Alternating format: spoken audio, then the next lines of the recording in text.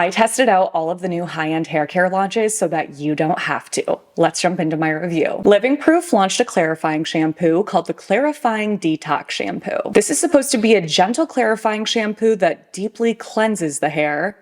That's kind of like an oxymoron to me. Removes product buildup, pollution, excess oil, and heavy metal deposits from hard water to keep hair cleaner longer. True to their claim that this is a gentle clarifying shampoo, all of the cleansing agents in this are gentle cleansers. There are no deeper cleansing agents, no sulfates, no ingredients like sodium C1416 olefin sulfonate.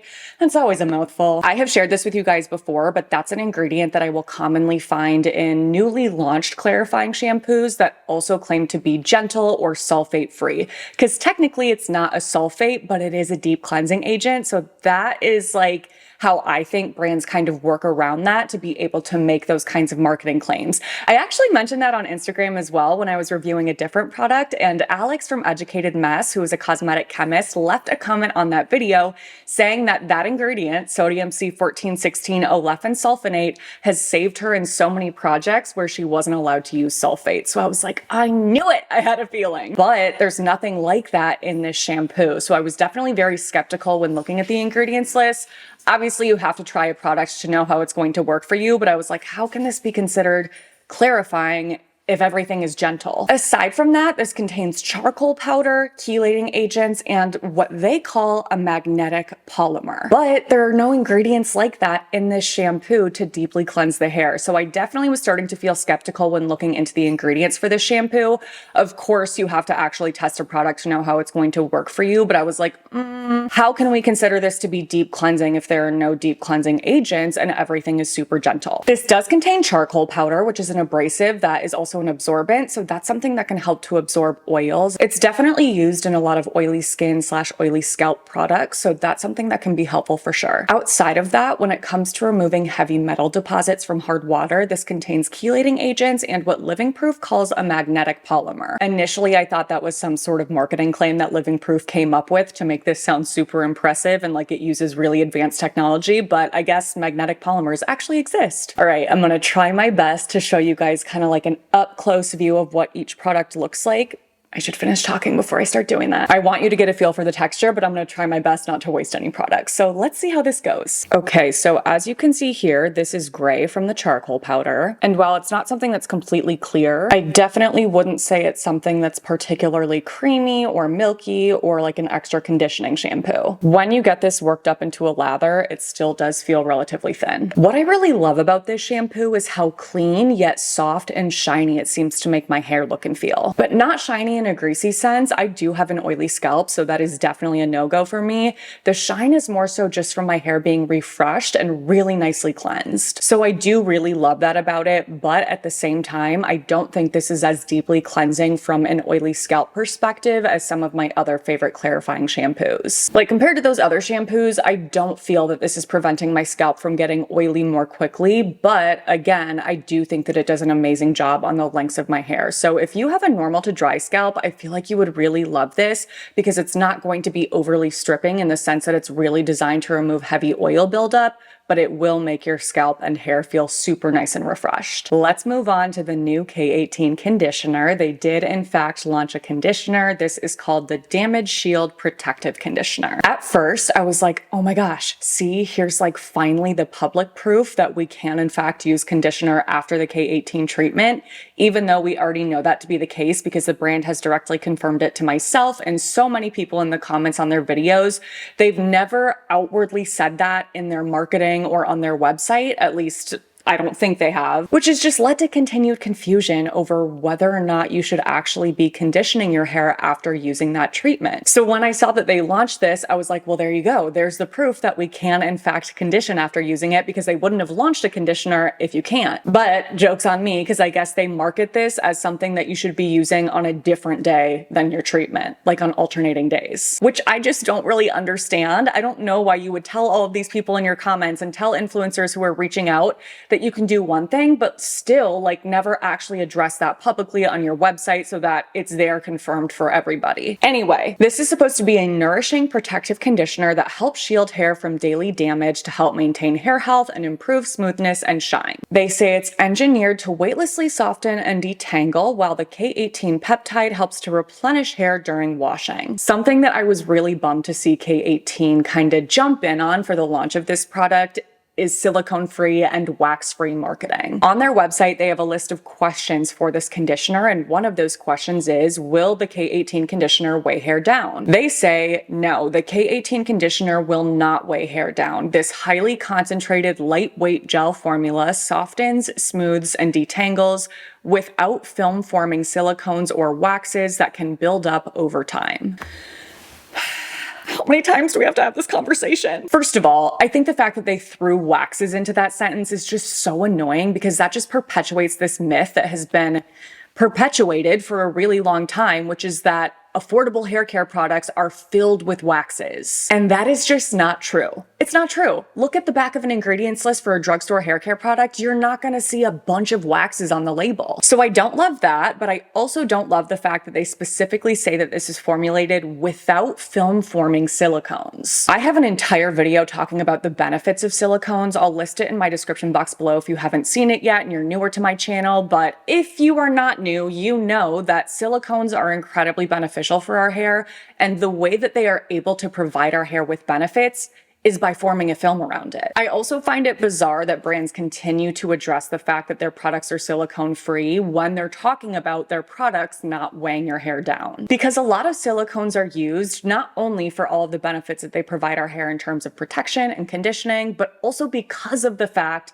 that they are lightweight. So I didn't love that either, and like, does every other brand do this kind of marketing? Yes, but the reason why I was really bummed to see K18 do that is because I feel like they really started as this brand that, I don't know, at least to me, seemed like their main priority was science and prioritizing science-backed ingredients and research in the use of their products over stuff like this. And looking at the ingredients list, aside from the K18 peptide, this also contains sweet almond oil, jojoba seed oil, what they call a fortifying ceramide blend. I don't know if I'm missing something, but I'm only seeing ceramide NP here, so I'm not exactly sure what that blend would be. They say that that seals damaged sites in the hair cuticle to smooth and protect the hair from further damage. We definitely don't have enough research on how ceramide behaves in our hair to make that claim, so I wonder what else is considered to be part of that blend. Maybe there are other ingredients that help to support that.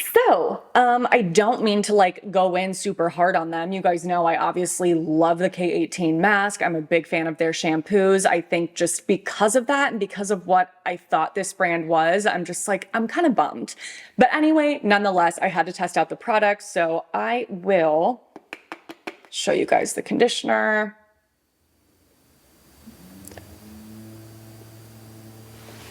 That was anticlimactic. This is something that I felt was not too lightweight for my hair, where I felt like it wasn't conditioning at all, but definitely not something that's like a thicker, more buttery conditioner. Just kind of in between. There was nothing really remarkable about it, but nothing about the texture that I was like, ugh, I don't like. And obviously what you like in terms of the texture of a conditioner is totally up to personal preference and what works for your hair type. So I don't ever call out texture to say like, oh, this is bad or good. It's just so that you guys can kind of get a feel for it to see if it would be something you would like yourself. And I didn't really like myself. I definitely didn't hate this product. It's not something that I used and was like, oh my gosh, my hair feels terrible. I can never use this again. Nothing like that. Like overall, it's a good conditioner. Is it something that I think is great or amazing? Definitely not. My favorite conditioners just make my hair look and feel softer, smoother, silkier, shinier.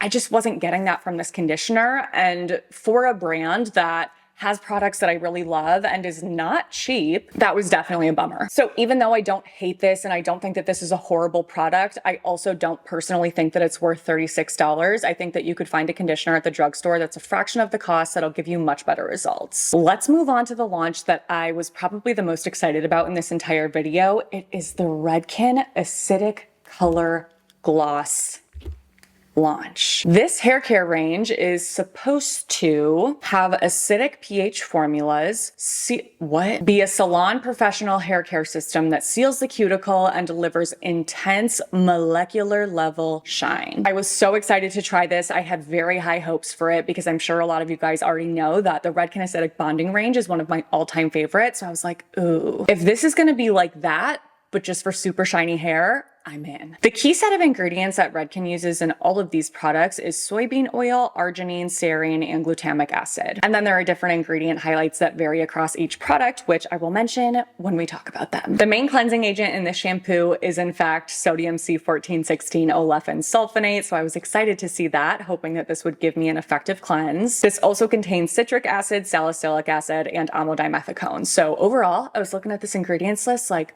I'm really excited to use this. Here is what the shampoo looks like. Oh my gosh, smells so good. Definitely comparable to acidic bonding in the sense that it is something that gets super, super sudsy, but this one does feel a little bit lighter weight to me. It's not as thick as the bonding. In terms of cleansing ability, I definitely think this is a good option for normal use or like non-clarifying purposes. I have become super picky about the non-clarifying shampoos that I use because I can't stand the feeling of washing my hair, drying, styling, everything, and then feeling like my hair is not really nicely cleansed. And I also can't stand using a shampoo that makes my hair look and feel greasy and dirty more quickly than normal. So with all of that being said, I do think this is a nice non-clarifying option. The conditioner also contains both amodimethicone and citric acid. And the texture of this is really nice. It has a bit more of like a balmy quality to it than the acidic bonding conditioner, but not in a way that makes it feel heavy or sticky. To me, the bonding conditioner has more of like a creamy texture, whereas this, again, there's just like something a bit more balmy about it. And that's something I really enjoy in a conditioner because I feel like it just like smooths over my hair like butter. However, I don't feel that this conditioner or the shampoo and conditioner used together make my hair look any shinier than it normally does. So while I do really enjoy how these products feel and I like applying them to my hair, I don't think that I got the benefits that they claimed I would get. But obviously there are two other products in this set as well. The first is the Acidic Color Gloss, which is supposed to be an activated glass gloss treatment. I was definitely the most excited to try this one out. Anything that says it's going to make my hair look like glass, I'm like, okay, I'll try you. This also contains amodimethicone and citric acid, as well as apricot oil. When a brand is formulating a product that's specifically supposed to add shine to the hair, there are several different routes that they can go in terms of the ingredients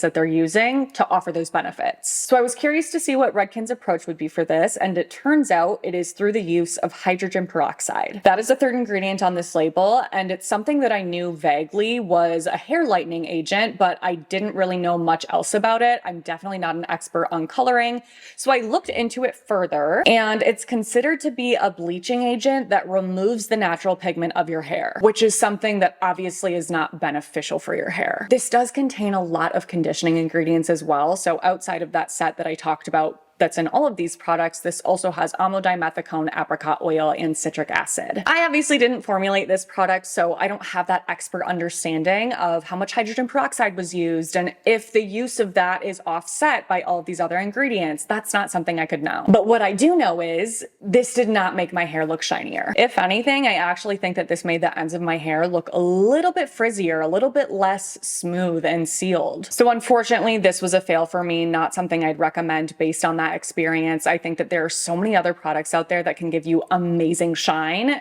and this just wasn't it for me. The last product in this launch is the Acidic Color Gloss Heat Protection Treatment, and this does not have anything else to mention outside of that key set of ingredients. And honestly, this just fell very flat for me. Again, I didn't see any difference in how shiny my hair looked. I definitely don't get glassy, glossy hair from using this, whether I'm using it by itself or in addition to all of these other products. So I just don't get the benefits that you're supposed to get in using this set. Like the whole point of this is to get really glossy, glossy hair, and I just don't. Of course, keep in mind that this is just my personal experience. That doesn't mean that that's going to be true for everybody. You may see really nice results with these and feel like your hair does look super shiny. It's just not something that worked for me, so I will definitely be sticking to the bonding range. I actually have two other launches here that are also supposed to be focused on shine, so let's just talk about those next. The first is Amika Mirrorball, which is their High Shine and Protect Antioxidant Shampoo and Conditioner. These claim to boost your shine by 45% now. The ingredients that they highlight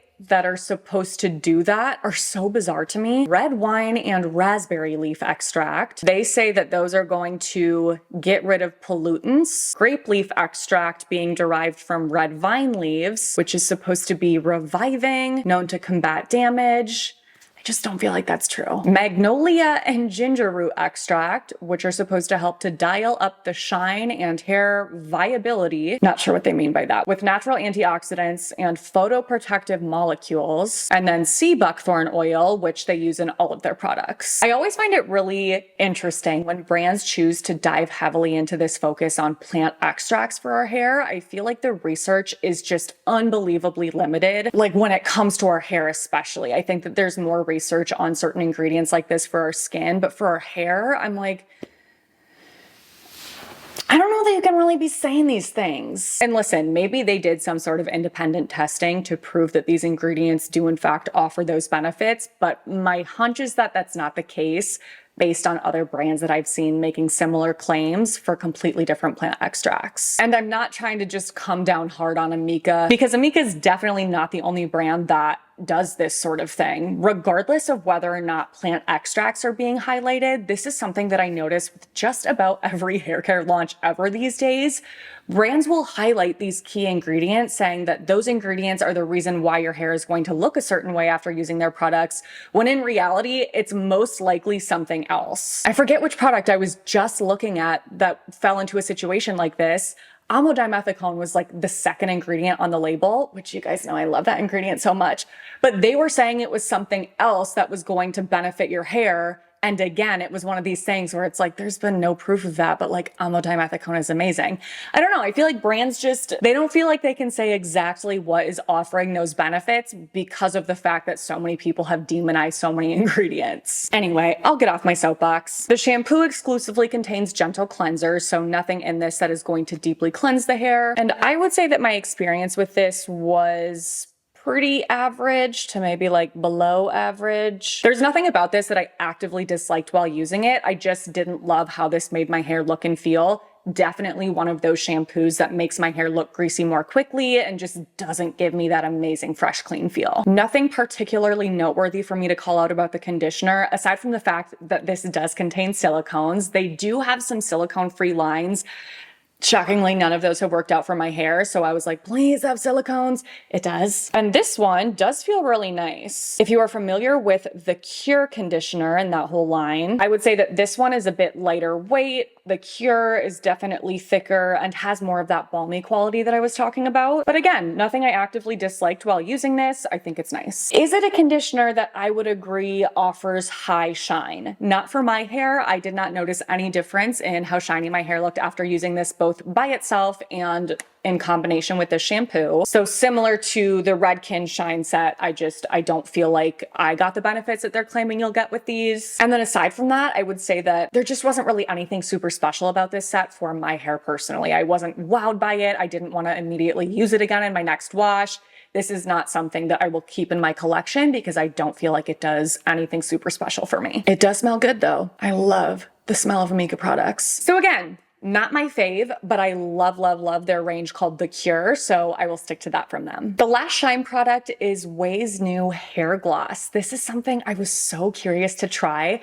I feel like I haven't had the best luck with OUAI conditioning products, but you guys know I am obsessed with their Detox shampoo, so I was like, let's give this a whirl. This is supposed to protect color, boost shine, reduce frizz, and take strength up a notch through the use of hyaluronic acid and rice water. Same thing that I was literally just talking about. Are those ingredients really what are doing those things?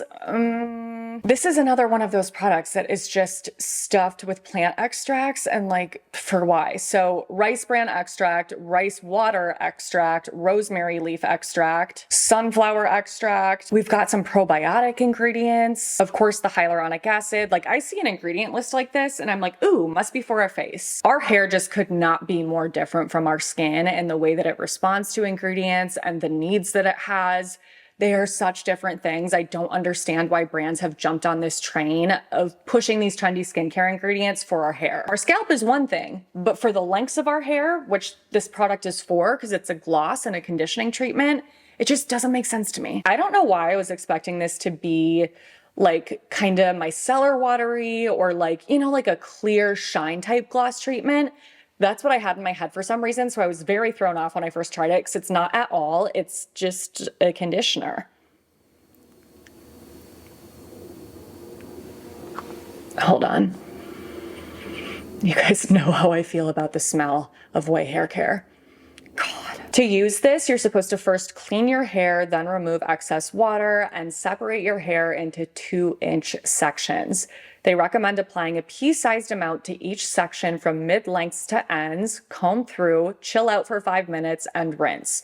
Then skip conditioner. So basically this is supposed to be used in place of conditioner, and when I did that, my hair was pissed. It just is not a great conditioning product for me, and then on top of that, I'm sure you can guess it, I saw absolutely no difference in terms of how shiny my hair is. In fact, it looked less shiny because it just was not conditioned in the way that it normally is when I use my favorite conditioning products. So definitely not something that made my hair glossy.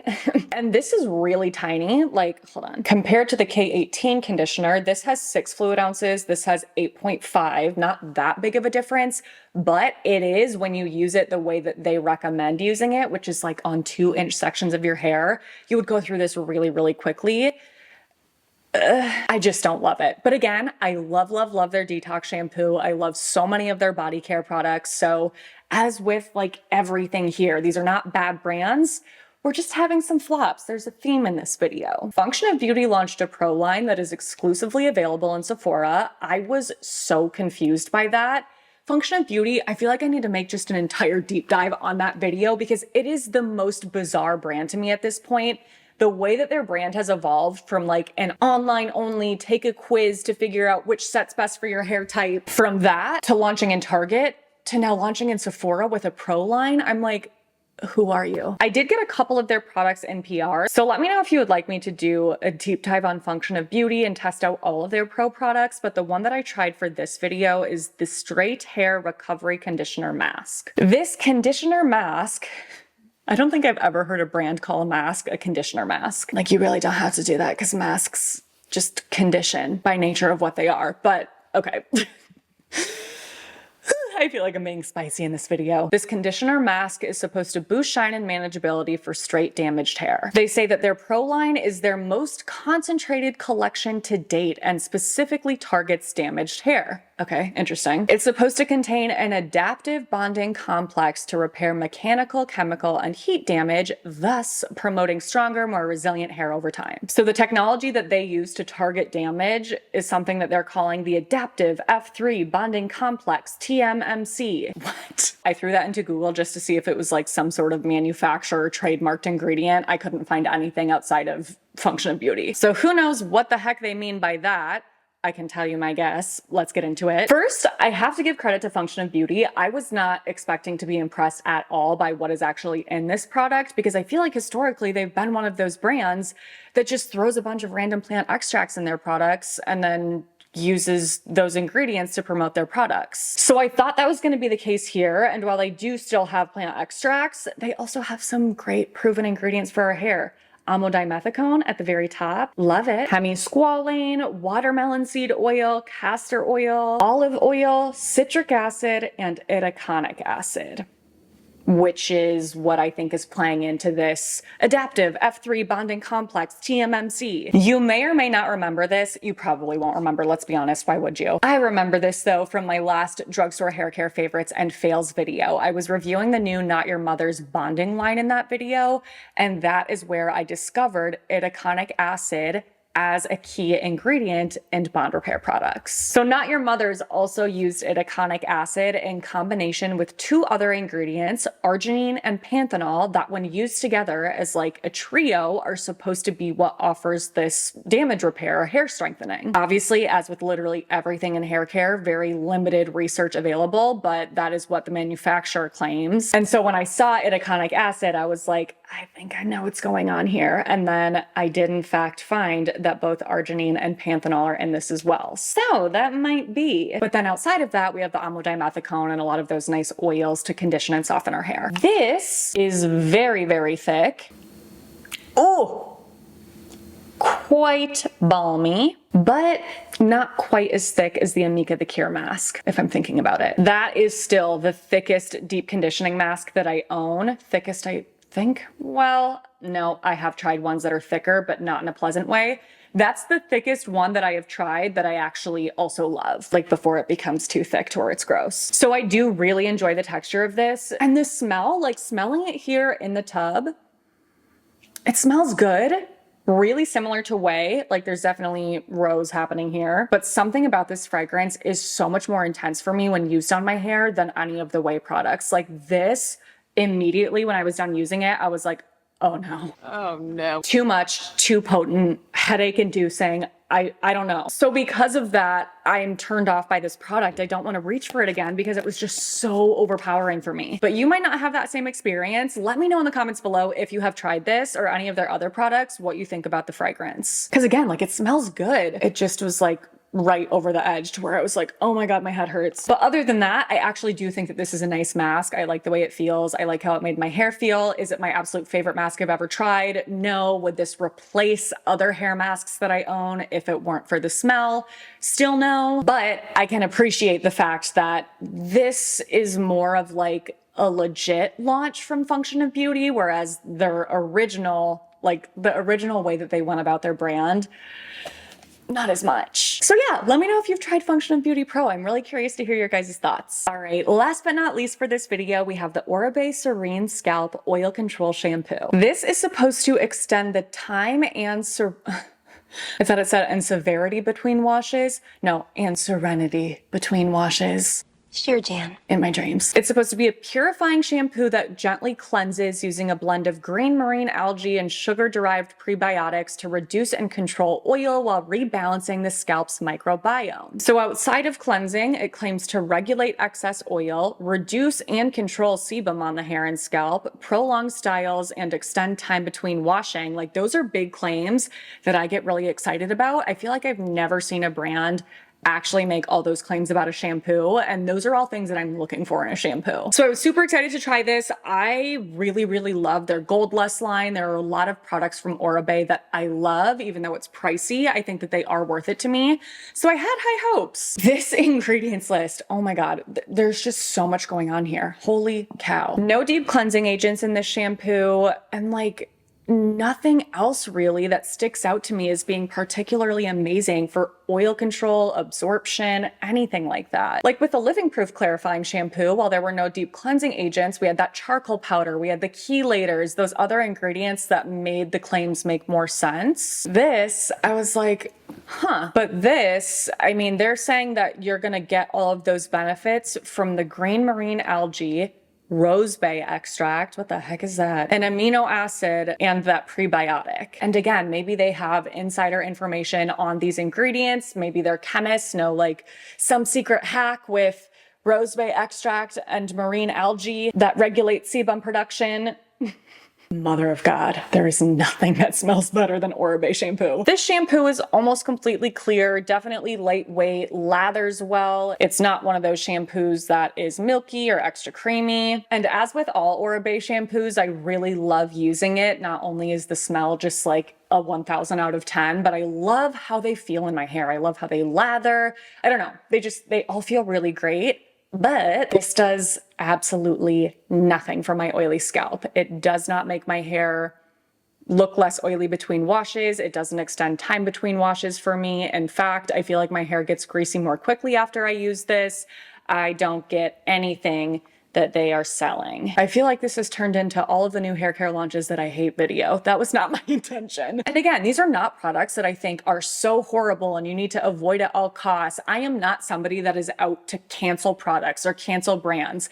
That is not my MO. If that is ever the way that I come across, then I got to reevaluate, because that's not what I'm trying to do. And I hope that I've made that clear through any sort of, I don't know, like not super positive review or critique. I always try to offer a variety of thoughts about a product, things I enjoy, things I don't enjoy. Maybe if I just don't like the product at all, I like to share products from that brand that I do really love. And that's the case with like everything here. All of these brands have products I love. In fact, I would say that I am obsessed with. These were just kind of all flops for me.